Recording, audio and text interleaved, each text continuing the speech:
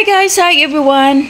Ay grabe si Maris guys, no? Kauban niya si Bite King o ambot ning isawa ko kaila basta si Bite King kay syempre kabalo naman jud tanong nga si Maris ra kalog si Bite King, parang high school pa lang sila, magkaibigan na. Kaya di ba usahay pag muli si Maris sa tagom na siya sa balay nila ni Bite King. Kabalo naman sad ta nga unsa ni kanato si Bite King guys, no?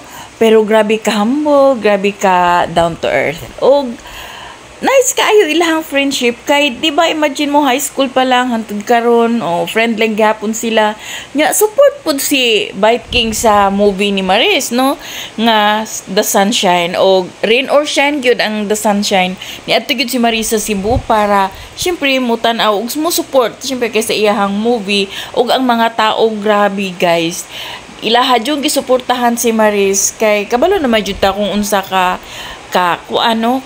magaling na artista si Maris.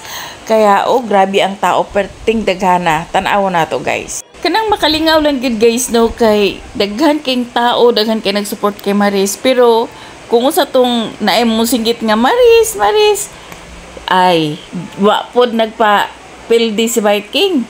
Naapoy mo singgit siya Bite King o di ba? Kabalo na magyud nga ilado si Bite King kay influencer ug isa pa nailhan siya nga down to earth nga pagka vlogger kabaluta nga unsa siya kadato ana good guys so katala